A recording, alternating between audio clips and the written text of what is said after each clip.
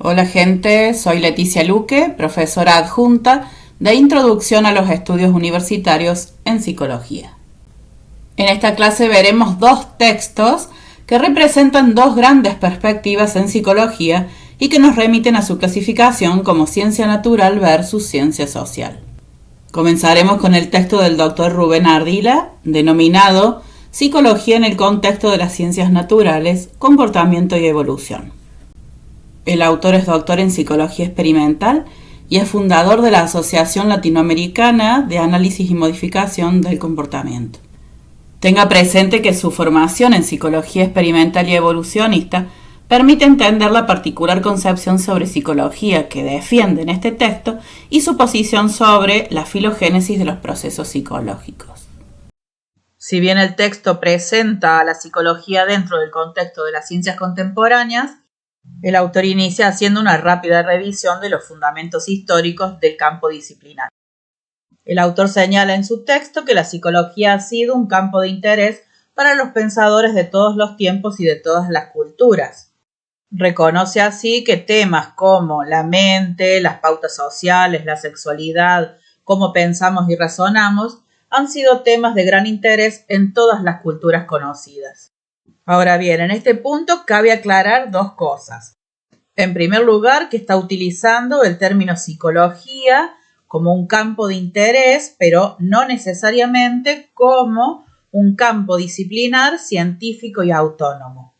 La otra cosa que corresponde aclarar es que cuando revisa la historia de la psicología, solo se basa en el pensamiento occidental. Ardila afirma que la reflexión razonada y sistemática sobre la psicología comenzó con Aristóteles y con su tratado sobre el alma, pero reconociendo que aún en el pensamiento presocrático ya había disquisiciones sobre temas psicológicos. Esas reflexiones sobre la mente y el comportamiento continuaron durante la Edad Media desde una filosofía cristiana.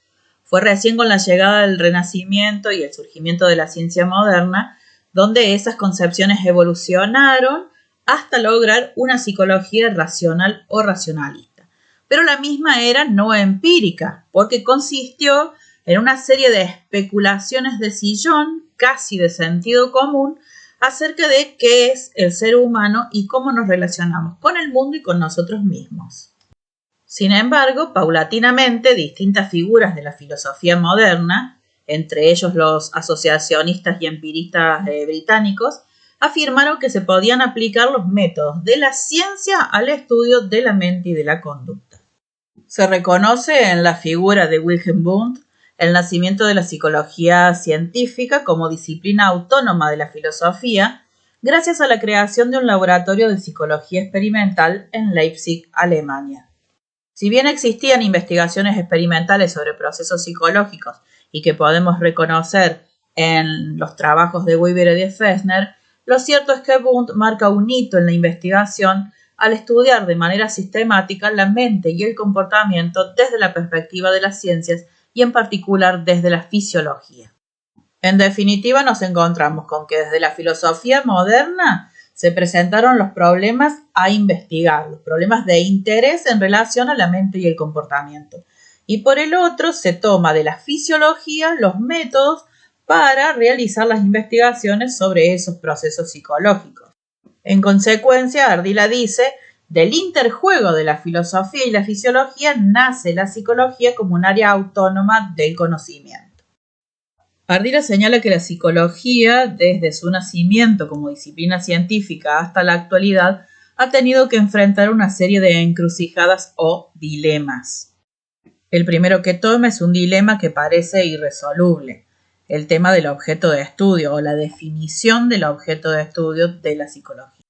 Si bien el autor reconoce que existen muchas respuestas, por su misma formación, tiene una posición tomada al respecto, así que define el objeto de estudio de la psicología diciendo que la psicología es el estudio del comportamiento de los organismos. Su definición de comportamiento es amplia, en tanto dice que es todo lo que un organismo hace o dice. En cambio, la palabra organismo se refiere exclusivamente a animales humanos y no humanos. El segundo dilema que propone Ardila refiere al balance entre ciencia y profesión, y se pregunta si la psicología es una ciencia básica como la física o la biología, si es una profesión socialmente relevante como la ingeniería o la medicina, o si es ambas cosas. En relación con esto, Ardila dice que la psicología es tanto una ciencia como una profesión, aunque reconoce que en las últimas décadas se ha enfatizado mucho más su papel como profesión socialmente relevante que como ciencia. Señala que como ciencia la psicología se diferencia de otras maneras de estudiar los problemas humanos, tales como las cosmovisiones religiosas y literarias, y que además la psicología ha centrado sus prioridades en volverse una profesión útil para mejorar la vida de los seres humanos. El tercer dilema que analiza Ardila es sobre la universalidad o particularidad de las leyes científicas en psicología. Entonces se pregunta si son universales las leyes psicológicas o son contextuales y limitadas por la cultura. Y a continuación señala que las leyes psicológicas son universales, pero se especifican en un contexto determinado culturalmente. Entonces, como otras ciencias, la psicología tiene como objetivo encontrar leyes universales que vayan más allá de las limitaciones del tiempo y de la cultura, pero tiene que reconocer que tiempo y cultura imponen limitaciones. El cuarto dilema es central para el autor en tanto refiere al papel de la metodología científica y le permite plantear la pregunta de si la psicología es una ciencia natural, una ciencia social o del comportamiento, o bien si es parte de las humanidades. Considera que es una ciencia natural y al mismo tiempo una ciencia social. Dice que es ciencia natural porque utiliza los métodos de las ciencias naturales, que es una ciencia biológica porque solo existen procesos psicológicos en los organismos vivientes.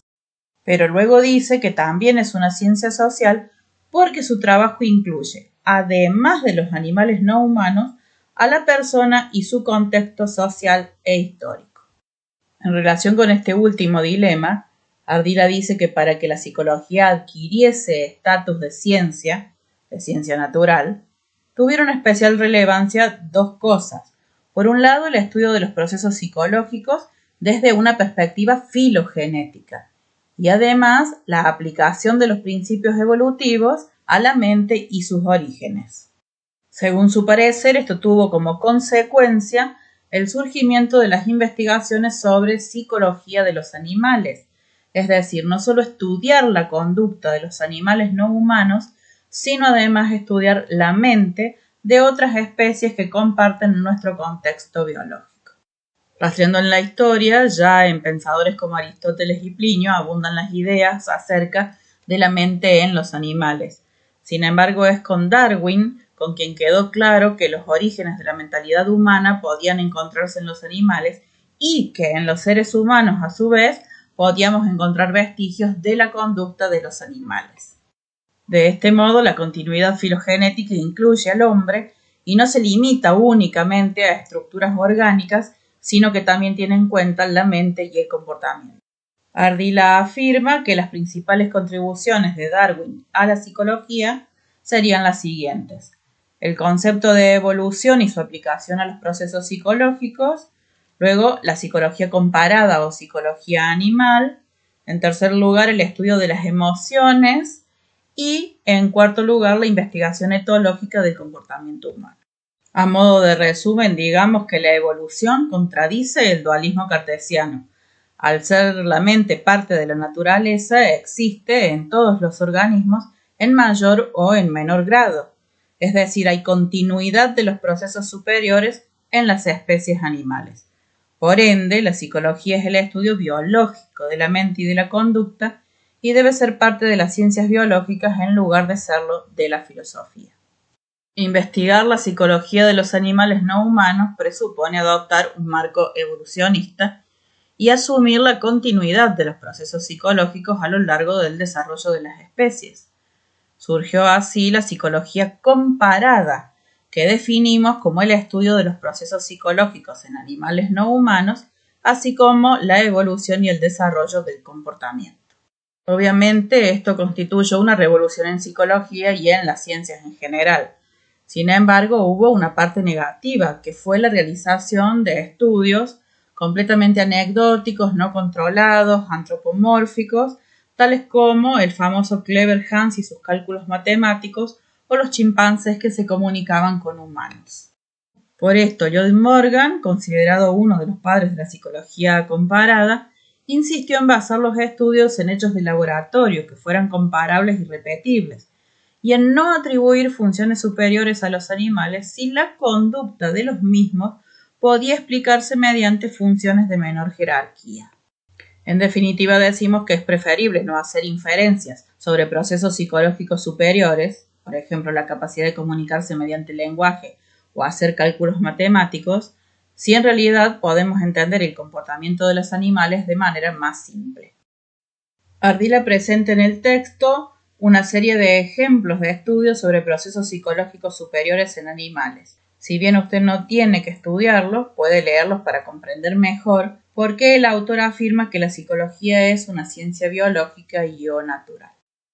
Desde esta perspectiva, los procesos psicológicos se encuentran en muchas especies y no solo en el ser humano. Las diferencias entre nuestra especie y las demás es más bien un asunto de grado, no solo a nivel biológico, sino también a nivel psicológico y social. Tal como lo expresa Ardila, existiría una continuidad en los procesos psicológicos en las diversas especies, sin que eso implique que haya alguna jerarquía o algún proceso de complejización en la evolución de las especies. Lo que puede marcar una diferencia es que la especie humana ha sido muy exitosa y ha logrado entender el mundo físico, biológico, social, psicológico, más que cualquier otra especie. Ardila señala que es claro que hemos avanzado mucho más que cualquier otra especie y que las diferencias cuantitativas con nuestros primos en el reino de la vida son grandes y parecerían ser una cuestión de cualidad, pero son en realidad simplemente diferencias cuantitativas o diferencias de grado. Para cerrar, digamos que Ardila nos deja con dudas y reflexiones. Por un lado quedan preguntas sin responder, tales como ¿qué parte de la mente humana es única y exclusiva de nuestra especie? O cómo se explica la gran flexibilidad del comportamiento que caracteriza a la especie. Por otro lado, según Ardila, aunque la psicología es parte de la historia natural, también la concibe como una ciencia social, porque los psicólogos trabajan con problemas que tienen que ver con, por ejemplo, las formas como conocemos el mundo, cómo aprendemos, cómo nos relacionamos con las personas que son diferentes a nosotros, cómo enfrentamos nuestra propia existencia, entre otros. Y estos son problemas de enorme importancia, sobre los cuales, al decir del autor, hay muchas más preguntas que respuestas. Esta reflexión final de Ardila nos permite pasar al segundo texto de esta clase, el cual exige asumir la perspectiva contraria o complementaria de la que acabamos de considerar. Lo invito entonces a la visuaudición del video sobre el texto del doctor Moisés Esteban Guitart, cuyo link les dejo en la descripción de este video y también dentro del aula virtual.